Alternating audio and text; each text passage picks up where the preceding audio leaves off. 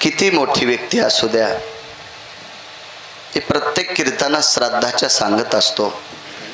शैक्षणिक क्षेत्रात मोठा असू द्या, वैद्यकीय क्षेत्रात मोठा असू द्या, नोकरी व्यवसायात त्याला फार मोठं पद असू द्या, राजकारणात तो मोठा असू द्या, आध्यात्मिक क्षेत्रात मोठा असू द्या, एकदा याच्यातला दिवा मालवला की त्याला घरी ठेवत नसतात. तर किती मोठा असू द्या, लक्ष याला ठाव स्मशानीचा. आणि मशानात नेल्यावर अंत्यविधी हा सर्वांना ज्ञात आहे. इस्तवात टाकतात. काही काही लोकांकडे परंपरेचा नियम असतो, त्याला पुरतात तरी त्याची मातीच आहे. विस्तवात टाकलं, पेटून दिलं तरी त्याची मातीच आहे, पाण्यात टाकलं तरी त्याची माती आहे. एकदा प्रेतात रूपांतर झालं की घरी ठेवत नाहीत. ती घरी ठेवायची वस्तू सुद्धा नाही. आपल्या अंतकरणातली व्यक्ती गेली याबद्दल दुमत नाही, आवड नाही असं मी म्हणणार नाही. त्या व्यक्तीचं सर्वावर प्रेम होतं, हेही गोष्टी मी तुम्हाला सांगत राहील, म्हणत राहील.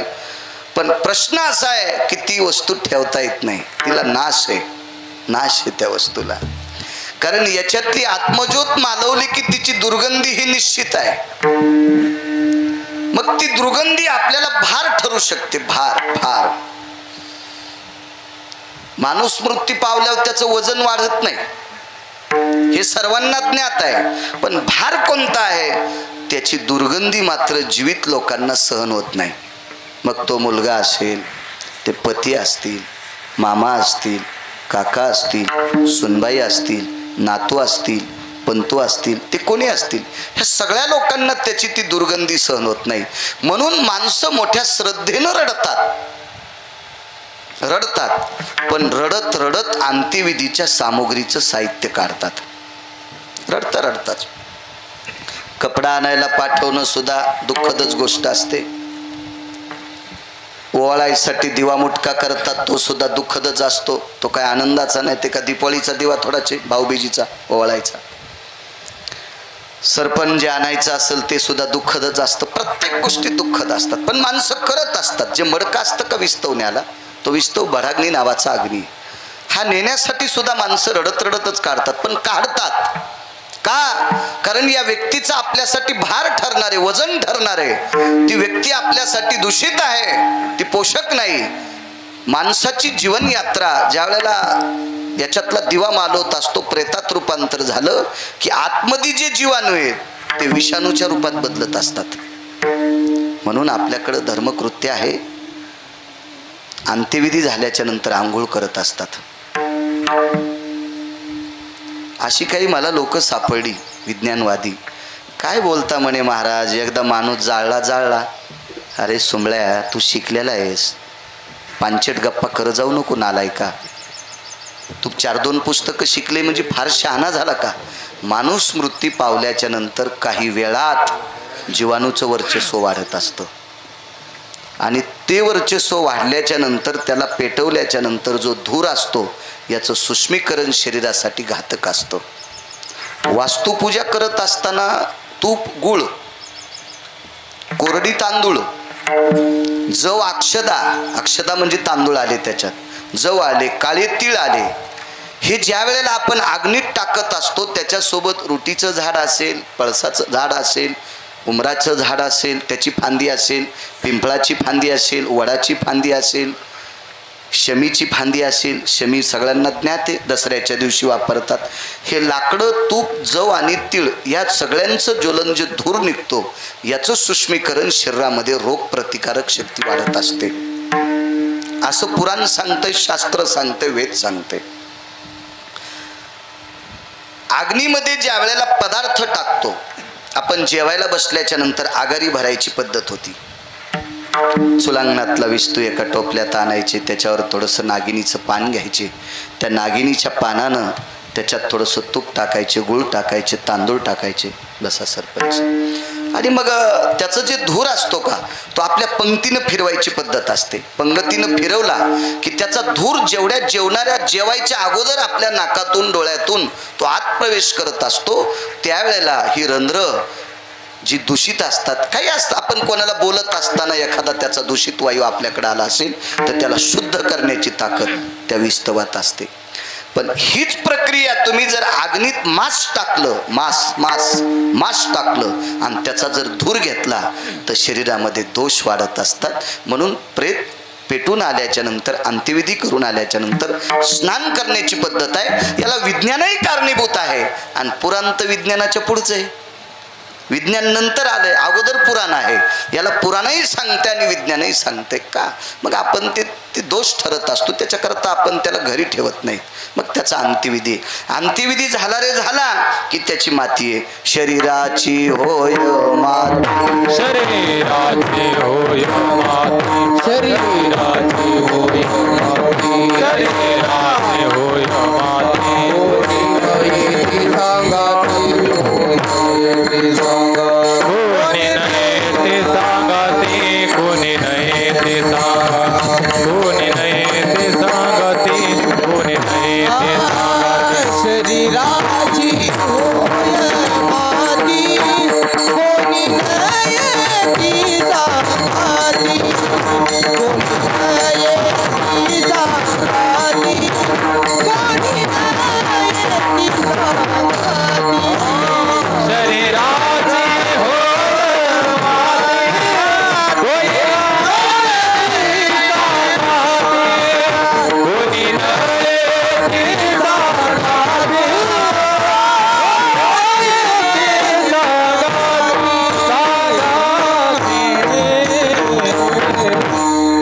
माती ठरलेली आहे शरीराची.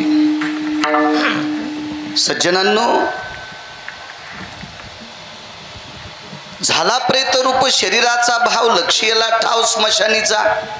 बंगला किती कोटी रुपयाचा आहे पाहत नाही, त्याचे किती बंगले ते सुद्धा पाहत नाही, त्याला घरात नाहीत पेटवत. लक्ष्यला ठाव स्मशानीचा, रडती रात्रंदिवस काम क्रोध माया. आपल्या घरातली जी व्यक्ती गेली का, त्या व्यक्तीनं जी आपलं सुखसोयी आपल्याला देत होती, ते काम माणसाला रडायला लावते. त्या भावना रडायला लावत असतात. मन ती हाय हाय यमधर्म. मला असं वाटतं तुकोबारायांनी हे कडवं अधिकारी लोकांसाठी वापरलं असावं. आपण मेल्याच्या नंतर यम हाय हाय कशाला करील? आणि काय त्याचं एवढं मोडून पडलंय आपल्यासाठी हाय हाय करायला? आपली पात्रता तरी काय आहे, योग्यता तरी काय आहे, लायकी तरी काय आहे, अधिकार तरी काय आहे, वैचारिक पातळी तरी आपली किती मोठी आहे, आपल्या वाचून जगात राहिलं तरी काय? आपल्यासाठी यम हाय हाय करत नाही. यम हा अधिकारी लोकांसाठी हाय हाय करतो की एवढी लोक जातात कशी. त्याच्यावरचे एक दोन मुद्दे तुमच्या पुढे मांडतो. तत्पूर्वी मोठ्या श्रद्धेने, मोठ्या अट्टहासाने, मोठ्या असीम प्रयत्नाने आजचा हा उदक शांतिविधीचा कार्यक्रम आहे. स्वर्गीय वैकुंठवासी सौभाग्यवती चंद्रकलाबाई नामदेवराव मुंढे ह्या विश्वाच्या मालकाच्या सानिध्यात विलीन झाल्या. श्रीयुत नामदेवराव तुकारामजी मुंढे हे त्यांचे पती आहेत. मंचकराव असतील, संतरामजी असतील आणि श्रीकृष्णराव असतील, हे या माऊलीच्या पोटी सुपुत्र जन्माला आले. मला वाटते कन्या सुनंदाताई ह्या त्यांच्या कन्या आहेत. अशा 4 अपत्यांना ज्या माऊलीने जन्म दिला, ह्या लोकातली यात्रा संपली, त्यांना जावं लागलं. सज्जनांनो, ज्या वेळेला आपल्या आयुष्याचा करार संपत असतो त्या दिवशी इथे थांबता येत नाही. मी पुराणात एक प्रसंग पाहिला. काशी नरेश नावाचा एक राजा होता, फार मोठा राजा. काही राजांची बरोबरी हल्लीच्या राज्यात मोजता येत नसती.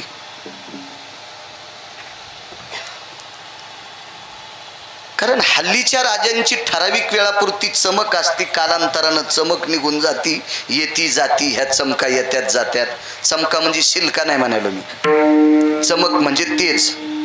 काही वेळापुरतं तेज असते, ते पुन्हा गडूळ होतंय. आणि एकदा गडूळ झालं की ते तेज पुन्हा येण्यासाठी जगात कुठलंही औषध नाही. विठाला विठाला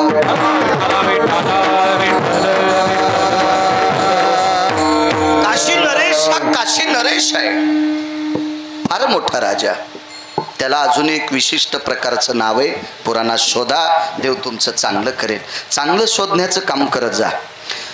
एक सोपा मुद्दा सांगायचा झाला तर पाटलोबा चांगलं वाचिलं की पंढरपुरातला मालक आपला वाचित असतो, आपल्याला वाच. मला वाटतं तिसरा कार्यक्रम या आनंदगरमध्ये. 2 वेळेस तुमच्याकडे आलो आणि आता इथे आलो. मध्ये गावात तुमच्याकडे आलतो आईच्या कार्यक्रमाला, पुन्हा नगर भोजनाला आलो, पुन्हा देवा 1-2 मला वाटते अशी श्राद्ध पुण्यतिथीची कार्यक्रम झाला बऱ्यापैकी. इथे 3दा आलो. इथंच घराच्या पाठीमागं शेतात कार्यक्रम. त्यावेळेला इतकं मोठं मंदिर नव्हतं, पाषाणाचं मंदिर केलंय. कारण वरच्या शिखरापासून जे पेटीपर्यंत काम आहे की याला 1000 वर्षाचं आयुष्य असते. 1000 वर्ष सुद्धा चुकीचा शब्द आहे. नैसर्गिक आपत्ती जर नाही आली तर या मंदिराला कसल्याही प्रकारचं डंक नाही. म्हणजे अशाच पाषाणाची मंदिरं शक्यतो झाली पाहिजे. विठाला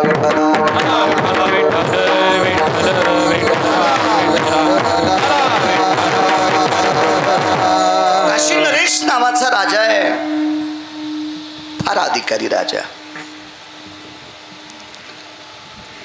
तो जगन्नाथपुरीतला एक कोडसा प्रसंग आहे. आणि काशी नरेश ह्याचे मित्र जगन्नाथपुरीतले राजे. मला वाटते ओडिसामध्ये येते ना ती जगन्नाथपुरी. मी काही पाहिली नाही पण मला पुराण वाचायचा नाद त्याच्यामुळं माहीत आहे. मग तिथले फार मोठे एक सात्विक सदाचारी पुण्यशील राजे होते. या राजाचा नियम होता, भगवान जगन्नाथाला नैवेद्य ठेवल्याशिवाय तो कुठलंही काम करत नव्हता. त्याचं नाव राजा. त्याचं नाव राजा. काळ्या पिशव्याच्या जास्त नादी लागत असेल त्यांना राजे नाही म्हणता येणार, पुराणातले तरी म्हणता येणार नाही, असा धर्मवृत्तांत आहे. भगवान जगन्नाथ 4 धामापैकी एक धाम येतो, जगन्नाथपुरी धाम. एक धाम आहे. बऱ्यापैकी जगन्नाथपुरी केलेली वयोवृद्ध तपोवृद्ध माणसं माझ्या पुढे बसलेली आहेत. अशा जगन्नाथाला रोज सकाळचा नैवेद्य कशाचा होता माहिती आहे? गावरान तुपात पोळी नव्हती, शिरा नव्हता, काजू बदाम पिस्ता नव्हते, खिचडी होती तांदळाची. आणि जगन्नाथ भगवंताला तांदळाची खिचडी, भाताची आपण खिचडी, हा नैवेद्य सोन्याच्या ताटात असायचा. तो नैवेद्य सोहळ्यात केला जायचा देवबाप्पा. त्या राजाच्या सानिध्यात काही भूदेव होते आणि ते अनुरागी लोक होते. वेदोक्त, शास्त्रोक्त, पुराणोक्त अशी भूदेव ब्राह्मण होती. आणि ते सोहळ्यात स्वयंपाक करून सुवर्णाच्या ताटात ते पात्र झाकलेलं आणि जो नैवेद्य घेऊन जात आहे त्याच्या पायात चप्पल बूट नसतं. नैवेद्यासाठी जे पाणी आणायचं का त्याच्यासाठी सुद्धा चप्पल घालता येत नाही. नाहीतर बूट घालून जर पाणी आणलं असेल, नैवेद्य सोहळ्यात जरी केला असेल तरी ते सोहळं होऊ शकत नाही. हा, त्याला काय होऊ शकते ते पण सांगत नाही. विठाला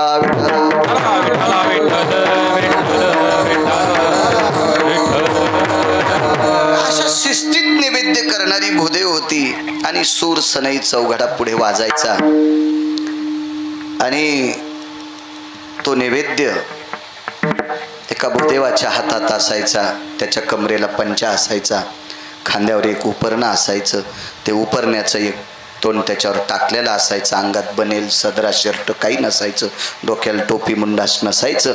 आणि ते राजदरबारापासून भगवंताच्या मंदिरापर्यंत ते पायी चालायचे. मन ती हाय हाय यमधर्म याच्यावर सांगतो. यम कोणालाही हाय हाय म्हणत नाही हो. आपण मरण उंदर मरण सारखंच. काय काय आपल्या मरण्यात एवढं काय लगे. एक जण मला परवाला भेटला, महाराज मी मेल्याच्या नंतर आमच्या गावात भजन होणार नाही. म्हणलं तू आत्ता मर, गाव पाकिस्तानी होते का पाहू, तुझ्यामुळं कसं भजन राहील. बरं याच्या अगोदर महाराज मेले नाही का, याच्या अगोदर भजनी मेले नाही का, याच्या अगोदर मृदंगाचार्य मेले नाही का. अंगावर घेऊ नका, बिलकुल घ्यायचं नाही अंगावर. आणि मी कोणाच्या अंगावर बॉम्ब टाकायला रिकामत नाही. मला महत जेवायला वेळ नाही तर तुमचं कशाला इचकू, काही गरज आहे का, का नाही. किती कीर्तनकार मेले असतील, संप्रदाय बंद पडला कान्ना, नाही पडला, नाही पडला. कितीतरी मेले असतील, नाही बंद पडत, नाही बंद पडत. ते उगत माणसं अंगावर घेत असतील. काय आपल्यामुळे परमार्थ चाललाय, तू येळपशे, तू उगत तू स्वतः समजतो. गाडी गंगाखेडला निघाली. सोयाबीनचे पोतडे होते 5-6.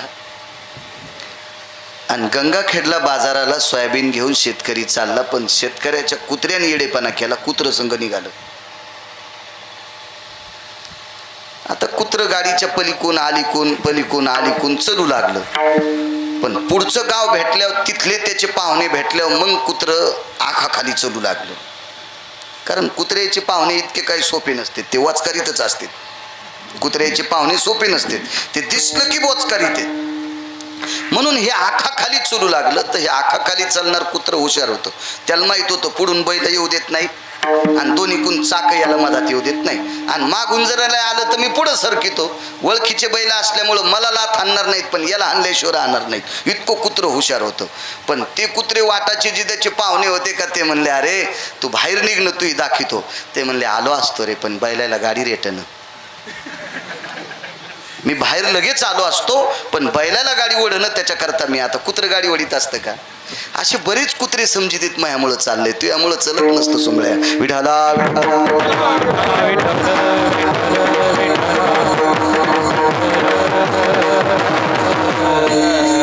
सगळे कीर्तन धरून तुमच्या गावात 9 बाऱ्या आलो.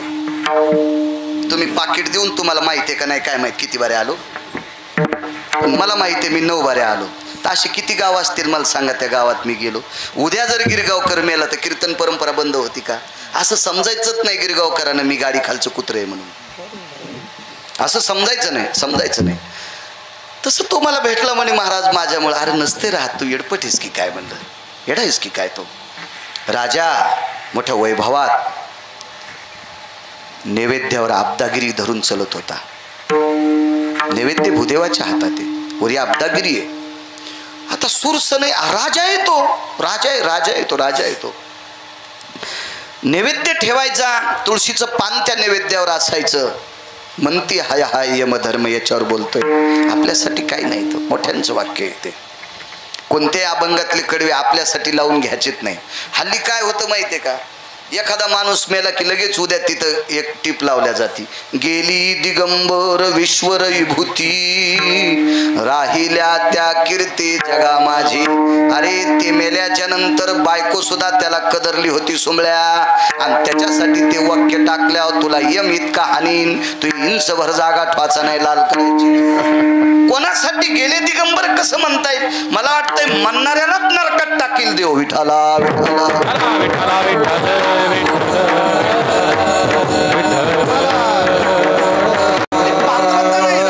पात्रता नाही. चला देवाच्या पुढे नैवेद्य ठेवला, पात्र उघडं केलं. नैवेद्य शिरा जरी असेल तरी त्याच्यातला थोडासा घास काढावा लागतो, आणि त्याच ताटात ठेवून त्याच्यावर तुळशीचं पान ठेवून मग पाणी फिरवायचं असतं आणि देवाला हात जोडायचे असते. त्याचे विशिष्ट प्रकारचे श्लोक आहेत, ते श्लोक म्हणायचे असते. भंगिऱ्यानं लिहिलेले श्लोक जर म्हणले तर देव वास पण घेणार नाही त्या नैवेद्याचा. भंगिऱ्याला उतू आले ना स्वतःचं अस्तित्व निर्माण करण्यासाठी. हे कसं मानेल. अहो हे अधिकारी लोकांचं मानल्या जातंय, तात्विक लोकांचं मानल्या जातंय, आदरयू लोकांचं मानल्या जातंय, कोणाचं मानत नसतात. आजचा कार्यक्रम घेण्याच्या विषयी आपण बसलो होतो तुमच्याकडे, मी खाली चाललो होतो कीर्तनाला. तर मग कोण्या दिवशी ठेवायचं त्यांनी सांगितलं अमावस्या निषेध असते. असं कोण म्हणतंय. अमावस्या ही पितरासाठी पोषक असते. महालय प्रकरणामध्ये तुमचे पित्र जर चतुर्थीला असतील, माणूस जर तुमच्या घरात बाळंतीण झाली असेल आणि 2 दिवसाला 10 दिवसाचा इर्धी संपेत असेल तर पित्र अमावस्याला करायचे. ती सर्व पित्री अमावस्या असते. तुमची पित्र द्वादशीला असतील, द्वादशीला ज्याचे पित्र असतील त्याच्या बायकोला जर शिवायचं नसेल तर त्याला पित्राचे पाय धुता येत नसते. असा इतकं पित्राचं सूक्ष्म काम असते. त्याच्या बायको तिच्या नवऱ्याला पायवणी घेता येत नसते, अशी सूक्ष्मता असते. तिच्या 4 दिवसाचा विधी निषेध काळ संपल्याच्या नंतर सर्व पित्री अमावस्या असते. त्या दिवशी सर्व देवता त्या दिवशी अधिष्ठित, पितृदेवता अधिष्ठित होत असतात. शास्त्राचा धर्म सिद्धांत आहे. अजून याची 4 प्रकरणे आहेत, पण हे सांगण्यातच माझा वेळ जाईल. विठाला आधीच आपली बऱ्यापैकी चाल पुढे गेली. विठाला विठाला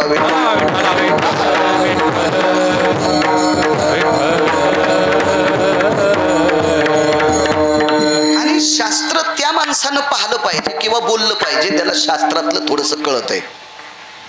ज्याला पुराणातलं थोडंसं कळतंय, ज्याला वेदातलं थोडंसं कळतंय, हे जे बिनबुडाचे शास्त्र वेद पुराण सांगणारी लोक आहेत का, यांची फार काय असा सुळसुळाट झाला, फार सुळसुळाट झाला. आणि काही पण म्हणायचं असतं. प्रेत आडवं गेल्याच्या नंतर लेकरांना मागे घ्यायचं असं कोण सांगते? उलट प्रेत खांद्यावरलं पाहिल्याच्या नंतर कोण्या जातीचं बघायचं नाही, मान वाकवायची असते. प्रेता नमस्कारे तथा जीवात्मा भय जायतो त्यागायाम यत सर्वायाम शिरसायम हृदयस्तु पारणीर जायते नैवम गिरगावकर लिखितम. हे पुराण आहे, हे वेद आहे, हे शास्त्र आहे. प्रेत कोणतं निषेध आहे? जळतं प्रेत. जळत्या प्रेताला कधीच नमस्कार करायचा नाही. आपल्याकडे राजकीय क्षेत्रातला एखादा व्यक्ती जर मृत्यू पावला आणि त्याच्या अंत्यविधीला जर राष्ट्रपती आले, पंतप्रधान आले आणि तो राजकारणी 25-30 वर्षाचा असेल, तो जर मृत्यू पावला आणि त्याच्या अंत्यविधीला पंतप्रधान आणि राष्ट्रपती जरी आले तर पुष्पचक्र ठेवून त्यांना मान वाकावं लागत असते आणि मागे न पाहता 4 पावलं तसंच पाठीमागं सरकत जावं लागतंय. कारण प्रेताचा आदर करावा लागत असतो. हा कधी? पेटवायच्या अगोदर. पेटविल्याच्या नंतर राष्ट्रपतीचं जरी प्रेत असेल, ते जरी जळत असेल, त्याला पण नमस्कार करायचा नाही असं पुराण सांगतंय. विठाला विठाला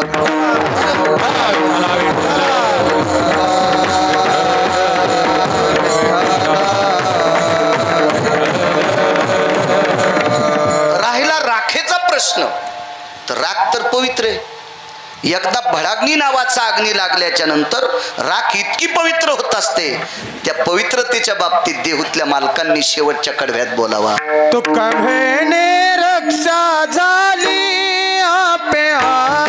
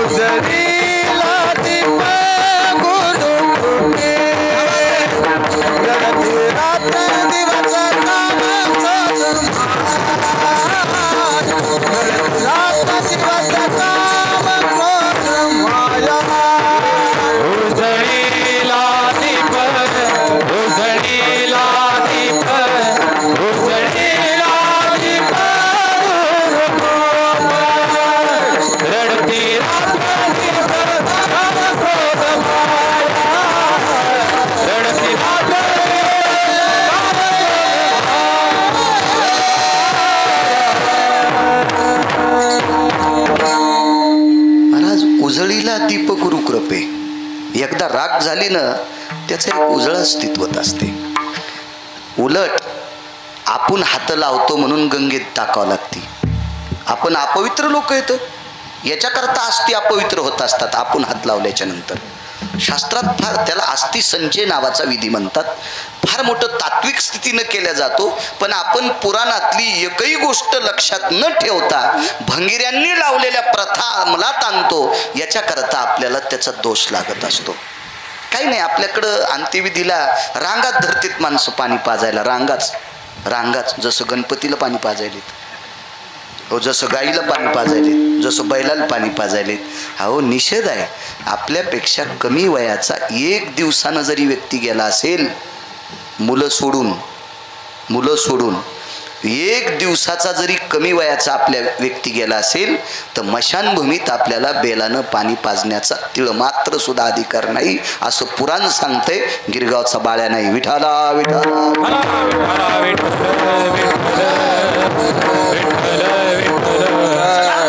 भगवान विश्वनाथाला खिचडीचा नैवेद्य ठेवला. इथपर्यंत आलतो मी. नैवेद्य ठेवला. आणि तो राजा होता, फार श्रद्धेने विनवणी करायचा.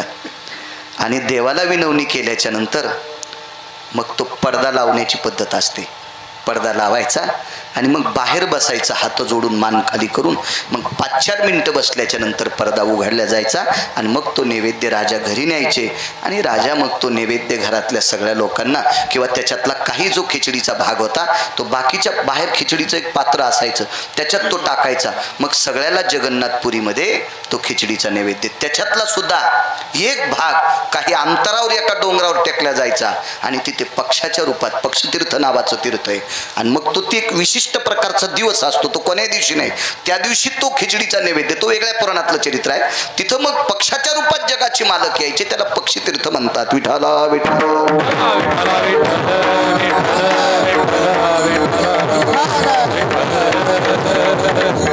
फार दिवस चाललं, खूप दिवस चाललं, खूप दिवस चाललं. एक दिवस काय झालं माहिती आहे अण्णा, देवबाप्पा भगवंताला खिचडीचा नैवेद्य वाजत गाजत गेला आणि काशी नरेशानं तो नैवेद्य ठेवला. फौजी त्या नैवेद्यावर तुळशीचं पान ठेवलं शंभूराजे, आणि काशी विश्वनाथानं नमस्कार केला. आणि नमस्कार करत असताना चेहऱ्याकडे बघितलं देवाच्या, तर विश्वनाथाच्या तोंडाला खिचडीचे कण लागलेली होती, कण लागलेली होती, कण. आता ते राजाने हे पाहिल्याच्या नंतर पुजाऱ्यावर राजा इतका तापला.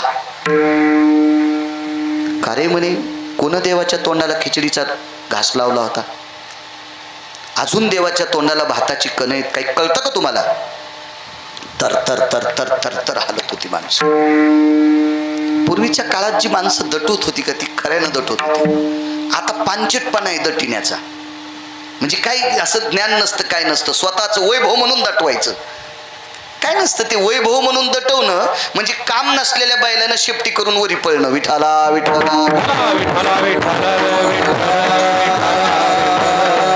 सगळे शेतकरी आहेत. तुम्ही फार काही शहरात राहणाऱ्यांना माहित नसेल, पण शेतकऱ्यांना विचारा, ज्या बैलाला 7-8 दिवस काम नसलं, पेंडन खाला भरपूर असलं, ते सुटलं की शेपटीवरी टांगतं, कोणीकडे बोंगाळतो.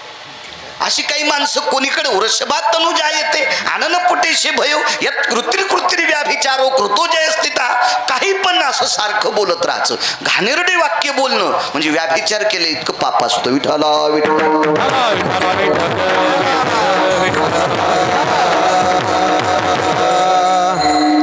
राजानं विचारलं, का रे असं काय?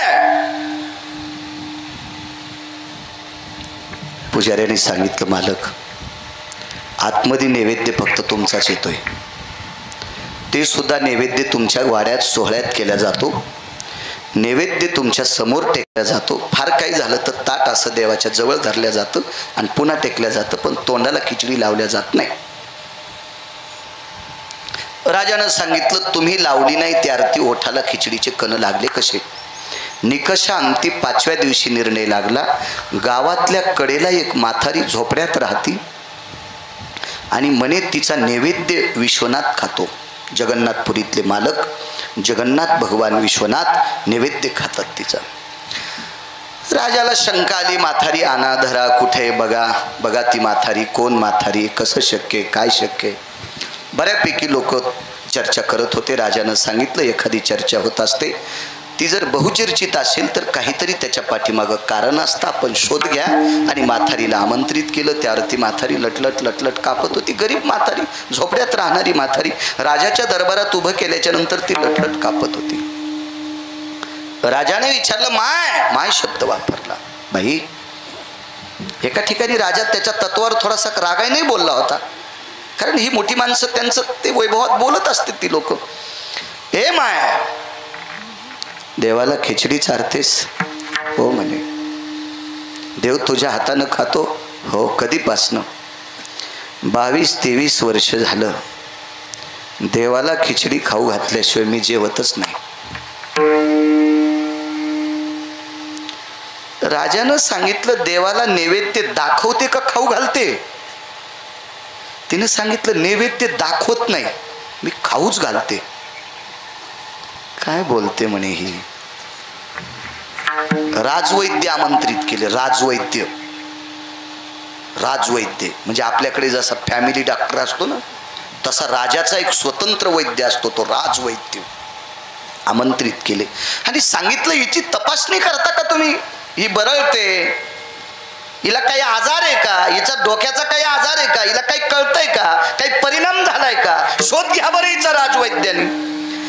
तर राजवैद्याचा चेहरा पाहिल्याच्या नंतर राजवैद्यानं सांगितलं, व्याधी नैवस्थितेषु, हिला एकही प्रकारची व्याधी नाही आणि त्यातली त्या डोक्याची तर नाहीच, डोक्याची बिमारी हिला नाही, हिचा मेंदू काही खराब नाही. राजानं सांगितलं, राजवैद्य बोलतो त्या अर्थी खोटं कसं काय? हो म्हणे, बाई तुला नैवेद्य चारता येईल आमच्या देखता? हो म्हणे चारता येतो. अहो देवाला नैवेद्य शिजवायची पात्र सोन्याची होती गुरुजी, पात्र सोन्याची होती, पात्र. राजाची तिथं काय कमी असेल अण्णा, सगळ्या काही गोष्टी तथ्य होत्या तिथं. लाकडं चंदनाची होती, बावनिया चंदनाची लाकडं होती खिचडीचा नैवेद्य शिजवायला, बावनिया चंदनाची. कशाला म्हणतात बावनिया चंदन? तापलिया तेला बावनी चंदन आणि शने एक बुद्ध शीतल करी. उकळत्या तेलाला एका सेकंदात शीतल करतंय, इतकी ज्याच्यात ताकद येते बावनिया चंदन. मलयानिळू चंदन, बावनिया चंदन, ब्रह्मचंदन, रक्तचंदन. रक्तचंदन औषधी चंदन आहे, फार महागडं असतं ते. मी फक्त पुराणात वाचिलं, पाहिलं कोणतंच नाही. मला फक्त पुराणात पाहायचा नाद आहे आणि मी पुराणावर विश्वास ठेवतो. गिरगावचा बाळ्या ठेवतो, नवल नाही, देहूतले मालक ठेवतात. पहावे पुराणे विचारोणी, पहावे पुराणे विचारोणी, पहावे पुराणे विचारोणी.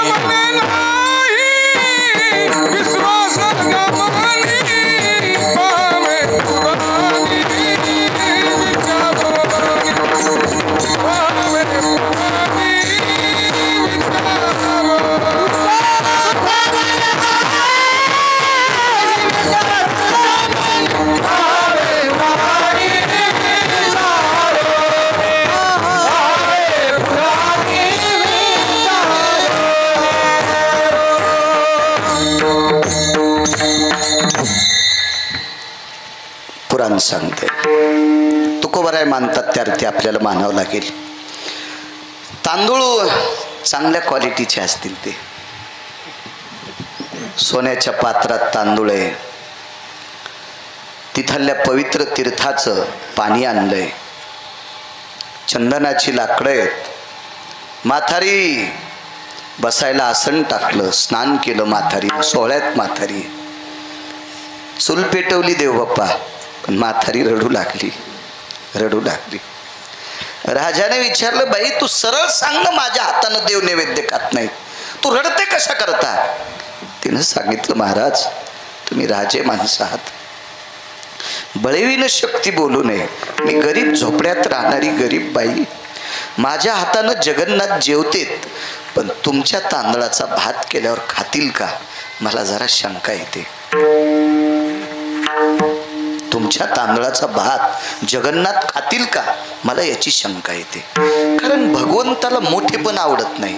तिळ मात्र जरी होय,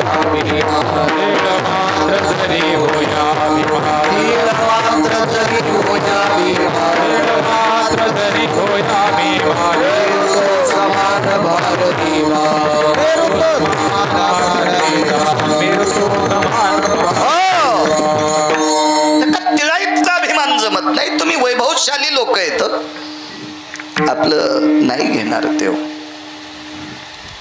म्हणजे खाईल का याच्यात शंका. तुमचे तांदूळ वाईट आहेत म्हणल्यावर म्हातारील भीती आहे, एका तलवारीत धड वेगळं करीन. राजा आहे तो, राजा आहे, राजा आहे. राजानं सांगितलं, माय पात्र सोन्याचे, सरपण चंदनाचं आहे, गंगेचं पाणी आणलंय, पात्र सुद्धा सगळी सोन्याची, तांदूळ फार क्वालिटीचे आहेत. क्वालिटी शब्द इंग्रजी, फार मोठी महागडी तांदूळ आहेत. तिनं सांगितलं, हे सगळं खरं आहे, पण मी हे सगळं पाहिल्याबरोबर माझ्या लक्षात आलं, मला तिकून असे ते वलय येत नाहीत, सेन्स येत नाहीत देव खाईल म्हणून. बाई मग तुझ्या तांदळाचा नैवेद्य खाताना दाखवशील का? जी म्हणे, दाखवतो, दाखवतो, चला माझ्याकडे.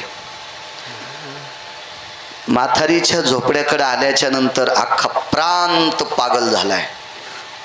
राजा म्हातारीची इथं गेला. झोपड्यात राहणारी बाई तिच्या झोपड्यात जायचं म्हणजे राजाचा तो मुकुट अडकलता इतकं वाकावं लागलं. मुकुट अडकला. मुकुट राजा सोन्याचा मुकुट असेल 2-2.5 किलोचा. थार दिवशी पालथा पडला. पण राजा राजा आहे. म्हातारीनं सांगितलं तुम्ही एवढे जण मधात बसणार नाहीत. मी आज तुळशी वृंदावनापसली चूल पेटीते. पटांगणातली चूल पेटीली. 2-4 झाडं होते. झाडाखाली आसनं टाकली. मनती हाय हाय यमधर्म. यम कोणासाठी हाय हाय करतो एवढ्या वाक्यावर बोलतो तुम्हाला. मी माझ्या वेळेत कीर्तन सोडील. तुम्हाला त्रास देणार नाही या वातावरणाचा. मुळीच त्रास देणार नाही. कारण ते पाप लागेल मला. तुमचा घाम निघतोय आणि मी उगाच बोलत राहणं मला तरी बरोबर वाटणार नाही. पण वेळेच्या आतही करणार नाही. बाहेर चूल पेटवली. म्हातारीनं कालचं मडकं राखेनं घासलं. राखेनं त्याच्यात पाणी टाकलं आणि ते मडकं ठेवलं. राजाचा प्रधान थोडासा शहाणा होता. बऱ्यापैकी मोठ्या लोकांच्या सोबत राहणारी लोक शहाणेच असतात. राजाची मांडी दाबली. काय राजे साहेब, खापराचं गाडगं. आणि गाडगं खापराचंच असते. गाडगं सोन्याचं कसं असेल ते. ह्या खापरातली खिचडी देव खाणार. मला वाटतं त्या हरामखोर प्रधानाला माहीत नसावा मातीचं पात्र किती पवित्र असते. तो भडवा प्रधान असावा. मी काय त्यावेळेला नव्हतो तिथं. नाहीत मी त्याची गचांडी धरली असती. नालाय का, तुला अक्कल आहे का? तू राजाचा प्रधान आहे म्हणजे लई शहाणपणाच्या गप्पा करतो का सोंबळ्या? मृतिका पात्रो सर्व पात्राम पवित्र. हा मातीचं पात्र सगळ्या पात्रात पवित्र असतं. त्याच्या इतकं पवित्र काहीच नाही. म्हणून तर 14 बाऱ्या लागत गाडगं. मी सांगितलं होतं गावातल्या कीर्तनात. आता पुन्हा नकोय. म्हणून 14 बाऱ्या गाडगं लागते. 1000 कोटीवाला जरी मेला तर इस्तू सोन्याच्या गुंडीत नेत नाही. आणि नेला असता लोकांनं मसनवाट्यात पण टिकी दाखिली असत्या पैशावाल्यानं. आमचा मेल्याच्या नंतर आम्ही सोन्याच्या गुंडीत इस्तू नेला. नसतू जमत सोंबळ्या. दाखल्या असत्या का नसत्या टेकी पैशावाल्यानं. हो. पण तिथं टेक चलतच नाही. 5 कोटीचं घर बांधा. वास्तुपुरुष मातीच्याच बोळक्यात ठेवावा लागतो. वास्तुपुरुष सोन्याचा असतो पण वास्तुपुरुष मात्र मातीच्याच बोळक्यात ठेवावा लागतो. इतकं मात्र जपास लागते. तेव्हा तुम्हाला एक माहीत असेल, मी त्या कीर्तनात सांगितलं होतं. आपल्याकडं नवरदेव नवरीच्या कानामध्ये इथे गोत्रो भिन्न अति भयस्थिता अति जायते नाम ते मडकाच. त्याच्यात हळकुंडन सुपारी टाकते तन कानात वाजते. वृष्णिरोर भयस्थित होती मत्कुंभा हरिद्राय सर्वस्थित होयती यस गोत्रे भिन्न गोत्रे भयस्थिता अति जायते. असं इतके वेळ वाजित नसते. तिथं देवबापाल कुठं टाईम आहे. आणि जरी देवबापाल टाईम असला तर त्या भंगिऱ्याला कुठं टाईम आहे. त्या नवरदेव नवरीला कुठं टाईम आहे. आता मी त्यावेळेला कर्मकांड करायचो त्यावेळेला नवरदेव कानात म्हणायचा जरा भोयट्या आवात हाना. भोयटे आऊत कळालं तुम्हाला म्हणजे पटकन उरका. म्हणजे असे कानात सांगणारे नालायक लोक आहेत ना, त्यांना त्या पूजेला सुद्धा जास्त वेळ बसा वाटत नाही.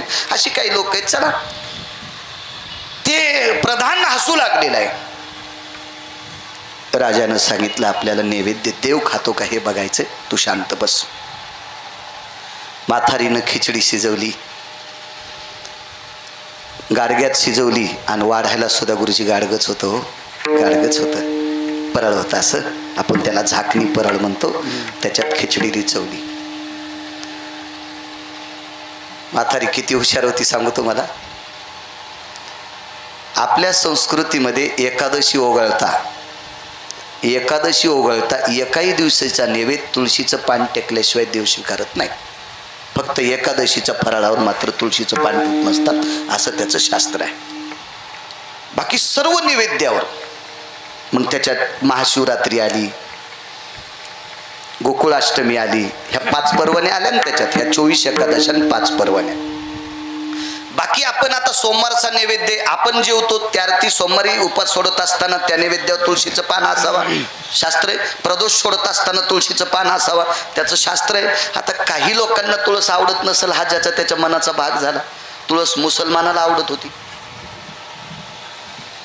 नामदेवरायचं लग्न तुळशीशिव लागलं नाही. आणि नामदेवरायाचं लग्न बिदरच्या बादशाच्या दरबारात झालं, म्हणून तुळशी वृंदावन लावल्याशिवाय, तुळस लावल्याशिवाय लग्न लागत नाही आपल्या हिंदू संस्कृतीचं, असं शास्त्र आहे. आता बघा ना, लग्नात तिकडच्या येणी इकडच्या येणी तुळशीला पाणी घालतात लग्न लागताना. कॅमेऱ्यावाल्याचा सगळा कॅमेरा त्याच्याकडेच असतो. ह्या पुन्हा 12 महिने तुळशीला पाहत नाहीत, पण त्या लग्नात मात्र फोटो काढण्यापुरते अशा जरासा पण हालत नाहीत. तोंड तिकडे तुळशीकडे पाहत नाहीत, त्या पाहत्यात कॅमेऱ्याकडे पाणी घालतात तुळशीला. असं मोठा सगळा चालूपणाच चालला ना आपल्याकडे, म्हणून वरचा बी इतका चालू झाला ते उन्हाळ्यात पावसाळा तयार करायला. ज्याचा पिंडात बदल होत असतो का त्याचा ब्रह्मांडात बदल होत असतो. विठाला विठाला.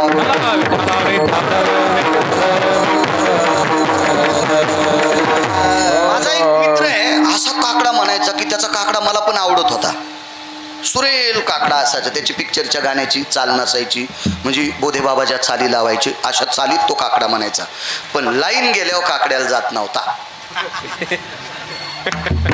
लाऊडस्पीकर खराब असल्यावर काकड्याला जात नव्हता. ते म्हणलं का लोकच ऐकत नाहीत. मी म्हणलं काकडा देवासाठी करायचा का लोकांसाठी? त्याच्या भजनाला काय किंमत आहे? अर्थ नाही त्याला गोष्टीला. आशयाचा पण उत आला ना, विठाला विठाला.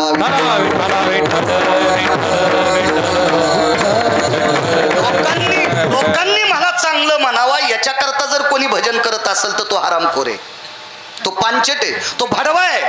पण देवानी मला चांगलं म्हणावं याच्याकरता जर कोणी भजन म्हणत असेल तर तो वारकरी आहे. विठाला विठाला.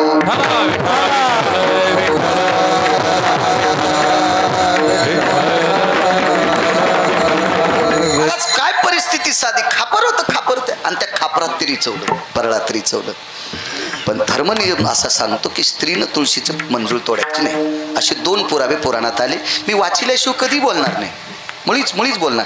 कारण हे कॅमेरे चालू आहेत, मला विचारणार कोणीतरी आहे ना, बाळ्या हे कशाच्या बळावर बोलायला? माणसं इतके सोपे आहेत का? चांगल्याची वाट लावायलेत फोनवर बोलून. तर मला तर फोनवरून ठोकतील, फोनून गोळी घालतील ना मला, आहे का नाही? इतकं सोपं थोडं या युगामध्ये एका तिळा इतकं रसोदीर्घ इतकं चूक करता येत नाही या काळात वक्त्याने. आणि मला असं वाटतंय लोक काय म्हणतात त्याच्यापेक्षा चूक नाही करायची, देवाला आवडत नाही याच्याकरता चूक नाही करायची. वारकरी संप्रदायातल्या वक्त्याने आधार नसताना सांगणं गाईचं मांस खाल्ले इतकं पाप असते. आधारावा चोनी काय सांगशी गाणी, शास्त्र आहे त्याच्या पाठीमागं. सगळ्यांपैकी एक जणाकडे असं म्हातारीनं पाहिलं. त्या सगळ्या लोकांमध्ये बऱ्यापैकी महिला आलत्या आणि एका महिलेच्या सोबत एक चिमुकलं लेकरू होतं. म्हातारीनं त्याला आवाज दिला, जवळ बोलवलं आणि त्याला सांगितलं, बाळा तुळशीचं एक पान घेऊन ये, बरं घेऊन ये, पान घेऊन ये. आणि त्यानं तुळशीचं पान आणलं, म्हातारीच्या हातावर टाकलं आणि म्हातारीनं त्या खिचडीवर ठेवलं. आणि जगन्नाथाचं मंदिर, उदाहरणार्थ असं समजा ना, आता असं जगन्नाथाचं मंदिर फार दूर आहे. म्हातारीचं घर लांब होतं, गावकोसाच्या बाहेर घर होतं. म्हातारीला गावकोसाच्या आत कसं राहत आहे? राजाच्या दरबारात गावकोसाच्या आत झोपड्यात राहणं इतकी हिंमत आहे? झोपडे सगळे गावकोसाच्या बाहेर, झोपडे सगळे गावकोसाच्या बाहेर, म्हणून पहिल्यापासून झोपडपट्टी बाहेरच होती. इतकं तर कळतंय ना तुम्हाला? झोपडपट्टी आत असायची, गावकोसाच्या आत नाही, नव्हती ना. याच्यावरून हे तर कळत असताना गिरगावचा बाळ्या खरं बोलायला. विठाला विठाला विठाला.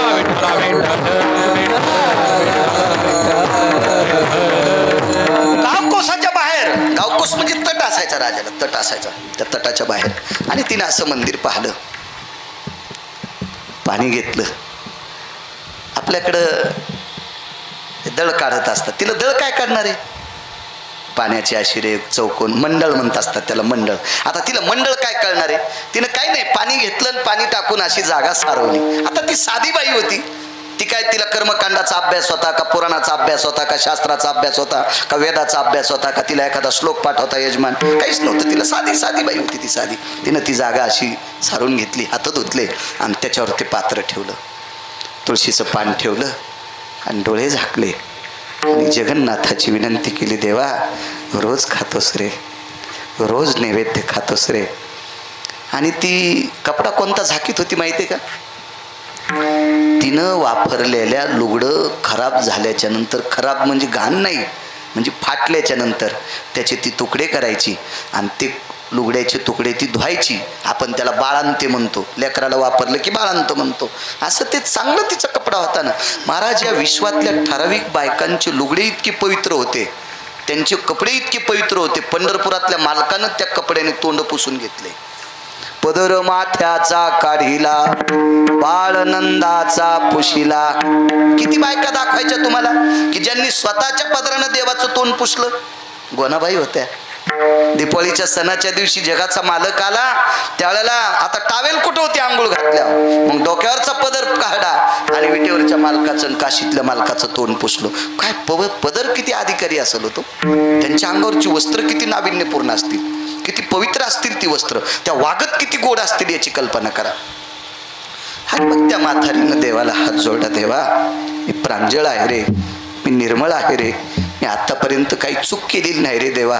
हे शरीर माझं पवित्र आहे आणि या पवित्र शरीरानं केलेला मी स्वयंपाक, त्याच्यातला नैवेद्य रोज तू खातोस मला माहीत आहे. पण आज ह्या लोकाई देखता मला तुझं माझं वजन, माझं वैभव, माझा अधिकार, माझी प्रतिष्ठा मला दाखवायची गरज नाही. महत्व हरवी, चातुर्य लपवी, विषय पण मिरवी आवडोनी, पूज्यता डोळानं देखावी, सुकीर्ती कानीनं ऐकावी. या सत्तेवर आरूढ असणारी म्हातारी होती. मला काही जगाला दाखवायचं नाही तू माझ्या हाताने नैवेद्य खातोस.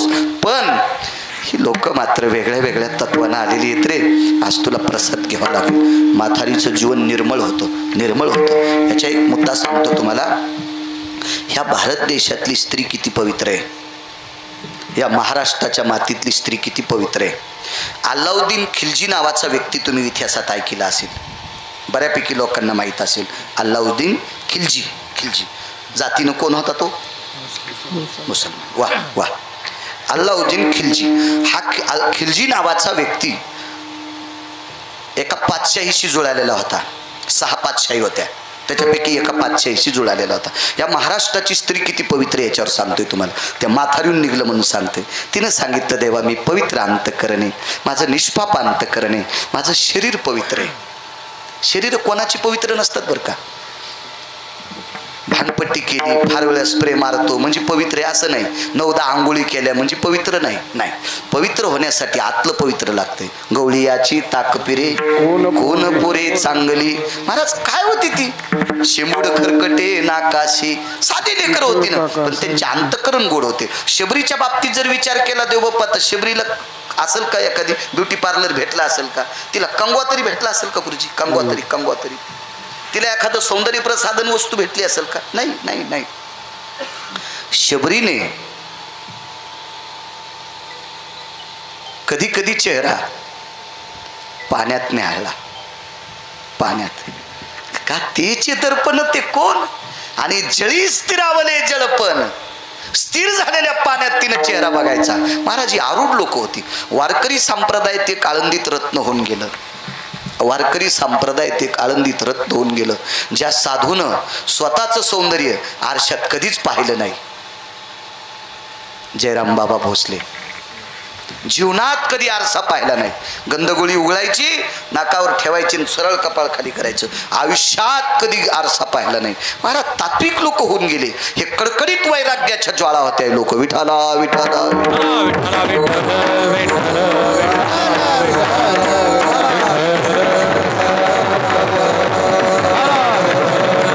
आणि हा खिलजी नावाचा म्हातारी किती पवित्र याच्यावर सांगतोय. किती पवित्र म्हातारी.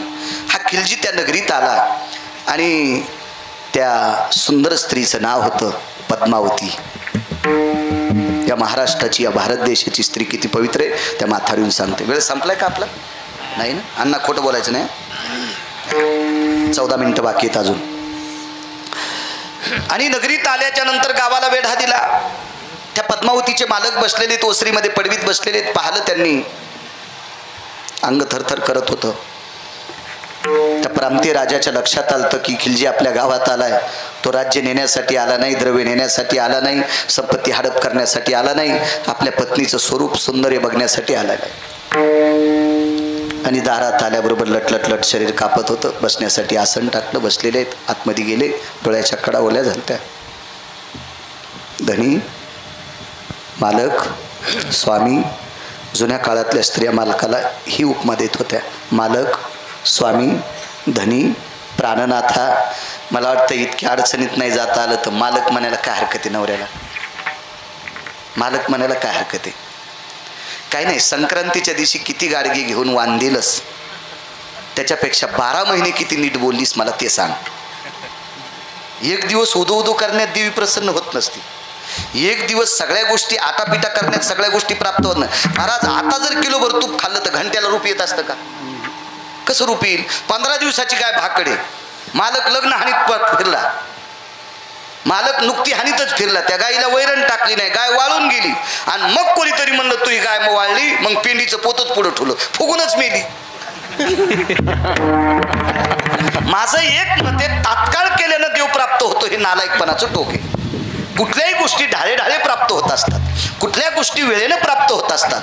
तुम्हाला एक सांगतो, सावकाश पडलेला पाऊस पीक चांगलं येऊ देतो. सावकाश पडलेला पाऊस विहिरीला सुद्धा पाणी देत असतो. अवकाळी पडलेल्या पावसानं तळे लवकर भरत असतात, पण पिकं पण मातीत जात असतात. इतकं मात्र लक्षात ठेवा. विठाला विठा,